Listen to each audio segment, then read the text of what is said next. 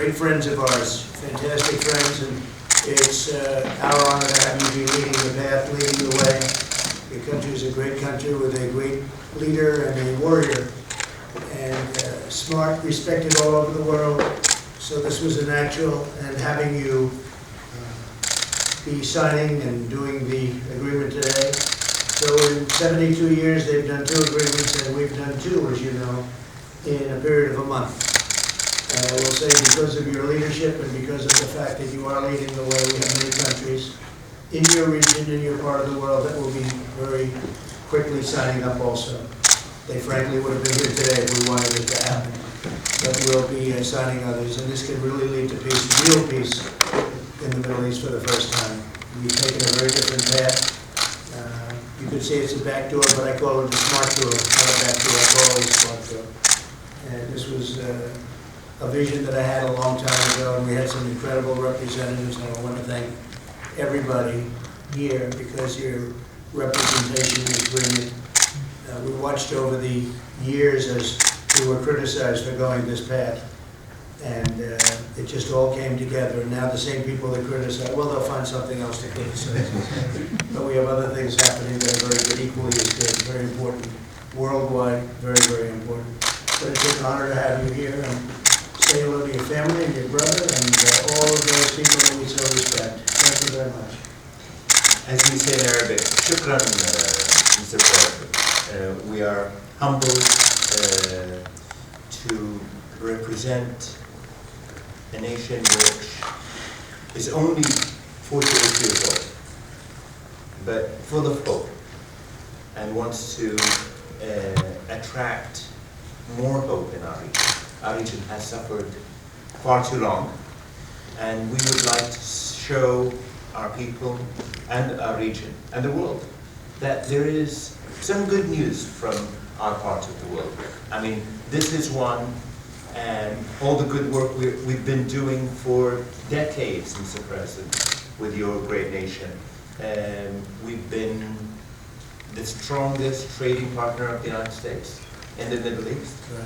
We want to continue doing so in all fields. And this is just a clear message that more should be done between the United States and the UAE. But now we can do it even with more nations, with Israel, and so many more. Thank you, sir, for your leadership. And if it wasn't for that, it would have been far more difficult for all of us to achieve. I understand that well. It was something we felt very strongly about, and being friends with you, your brother, your family, you made it happen, and we appreciate it. And I think your country appreciates it, and the world appreciates it, so thank you very much. Really great. Any questions? Well, what message would you like the Palestinians to take from today's event, sir? Well, I think they see what's happening, and a lot of countries are joining up. And as you know, we don't make payments to them. We pay a lot of money to the Palestinians every year, and we were not being treated properly. They were not saying nice things for many years. And nobody's ever done this before, but I stopped payment. It's a term that's used for a lot of things. It's called we stop payment. Because if they're not going to respect us, or if they're not going to speak well of us, we're not going to be involved. They, I think, are seeing what's happening, and we've been given very strong signals that they'd like to be a part of what's happening. So I think we'll see the Palestinians at some point, but before we see the Palestinians, we'll see other very important countries come into this transaction. They'd be here today, frankly, if we wanted them. So I think that you'll see some very great things happening in the Middle East. You're going to have peace without blood in the sand. For years you had blood in the sand. So you had blood in the sand, you got nothing for it. They got nothing for it. Now you're going to have peace, and it'll be a real peace. And you have the most powerful countries, as an example. It's a great warring nation, if it wants to be, with a tremendous military, a powerful military, and they're really great warriors. And it was very important that we had you, and we've had great talks, as you know, with Saudi Arabia, with the king. And I think he's going to be terrific. I think he's got a very open mind. But I've had very personal talks with the king and the crown prince, and I think their mind is very open. They're very much, I think they're going to come along really well. So it's an honor to be here. We're going to have a ceremony outside. And I just want to say that being the first, because you were the first, being the first, it was very important that you be the first for us. Because you're leading a path, you're leading a way, and it's something that people were very surprised at. I will say that even the biggest optimists were shocked when they heard about this transaction, and shocked in a very positive way. So I want to thank you for making it all happen. Thank you very much. Mr. President, Iran has been very critical, as you know, of this agreement, and we've seen some security incidents in the Middle East over the last 24 hours.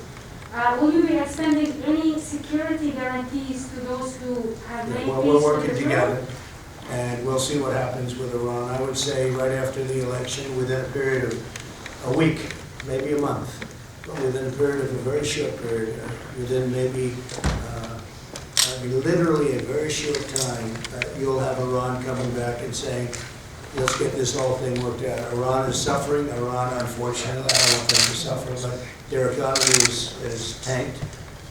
They have a minus 27 GDP. Nobody's ever heard of a number like that.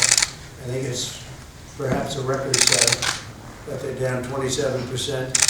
And I think they want to make a deal, but they'd much rather deal with sleepy Joe Biden than me, because, you know, we're going to make a deal, and I'll make a very fair deal. And I even suggested, wait till after the election. Make yourself feel good, wait till after the election. So we'll see what happens with Iran. I think Iran will end up being a part of a very large and very, very difficult part of the world. Look, the Middle East has been a very complex, very difficult part of the world. We're making it easier, we're making it a lot simpler.